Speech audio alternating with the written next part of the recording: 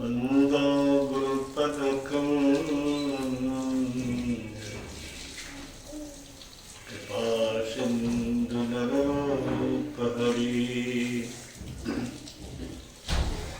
महामोहतल्पं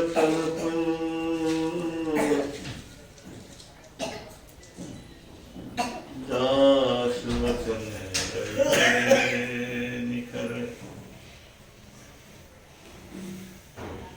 श्री सद्गुरु महाराज की जय। मुझे बड़ी प्रसन्नता है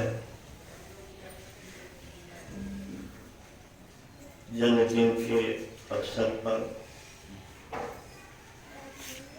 सत्संग का आयोजन हुआ और हम लोग इसमें लाभान्वित हुए और इस अवसर पर महाराज की पावन जन्मभूमि से संत शिशुसूर जी महाराज को गुरु महाराज ने हनुमान की संज्ञा दी। उनकी सेवा में रहने वाले और प्रकाश बाबा का पदार्पण हुआ।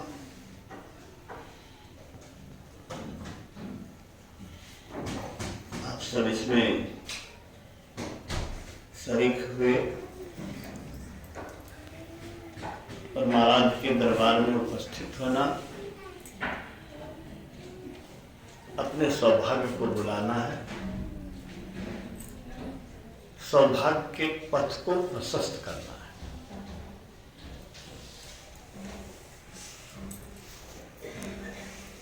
कबीर संगत साध की जो गंधी का वास, जो कछु गंधी दे नहीं तो भी वास वास। इत्र बेचने वाले के दुकान पर जाने से इत्र की सुगंधी स्वतः मिलती है, खरीदे या न खरीदे। जितनी देर हम लोग सत्संग में बैठे हैं, क्या मन में कोई गंदा विचार आया? आ सकता है क्या? कुछ प्रश्न नहीं।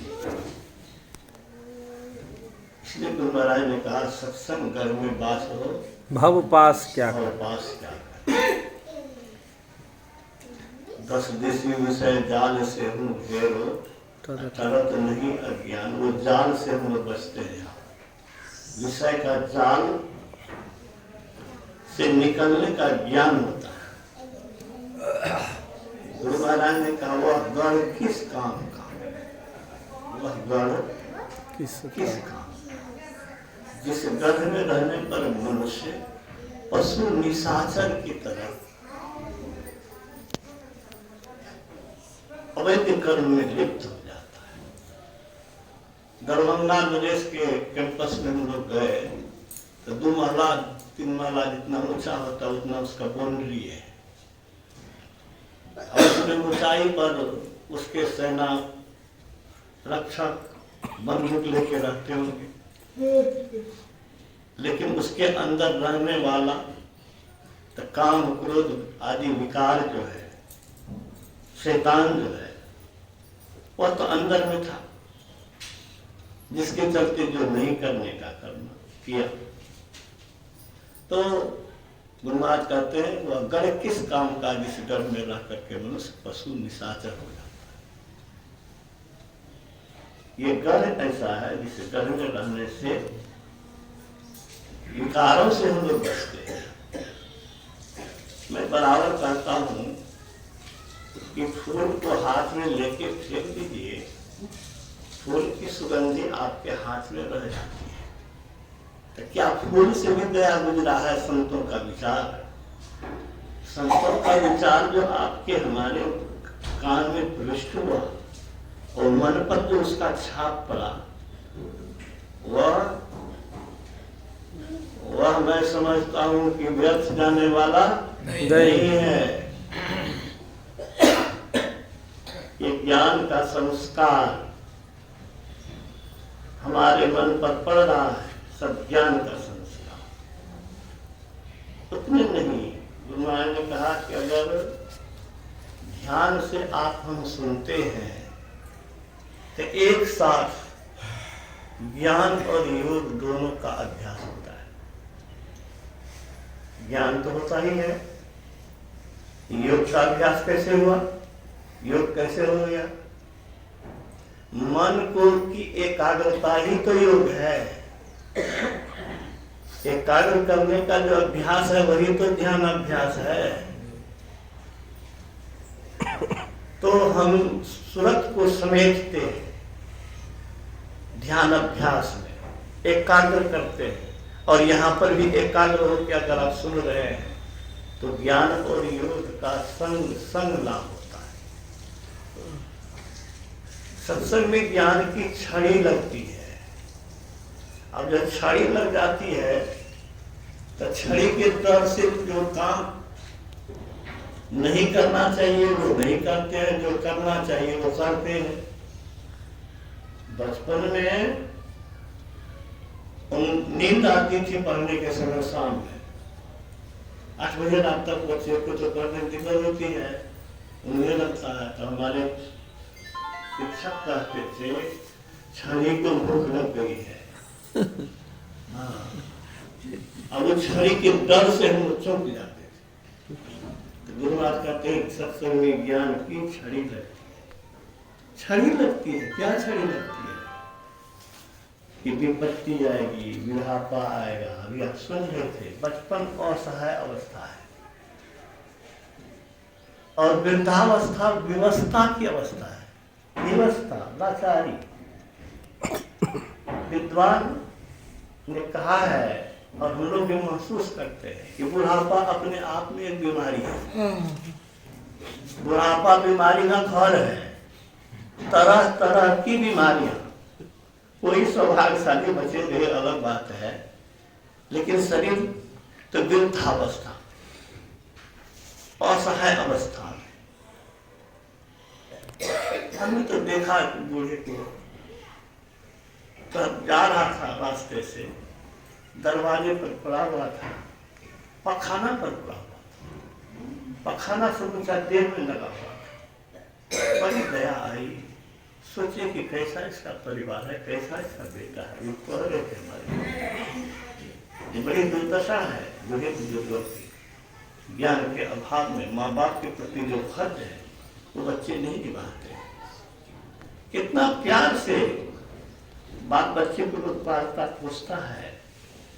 भीगे बस पर रहेगा अपने, लेकिन बच्चे को सुखे चाहिए। अपनी लालसा को तिलांजलि देगा, लेकिन बच्चे की लालसा पूर्ति करता है। अपने कम खाएगा, लेकिन बच्चे को जो जो खाना चाहिए सो खिलाएगा। उसका रिटर्न क्यों नहीं मिलता है? उसको ज्ञान विवेक नहीं है। स्कूल में ये शिक्षा नहीं दी जाती है, परिवार में भी, समाज में भी ये बात नहीं दी जाती। तो वृद्धावस्था, विवस्था की अवस्था, लाचारी की अवस्था, क्षमा पे ही न बोली। भगवान बुद्ध ने जब समझाया तो कहा कि आपने मेरी आंखें खोल दी। आंखें जब खोल दी तो क्या हुआ? वो भिक्षुणी बनने के लिए, भिक्षा लेने के लिए व्यग्र हो गई और उसने, उसका जीवन बताता है कि उसने सब राजकीय पोशाक उतार दिया, गहने उतार दिए और सन्यासिनी की तरह ध्यान अभ्यास में लग गई। जिसको यह ज्ञान नहीं है वह शरीर को चमकाने में लगा हुआ है।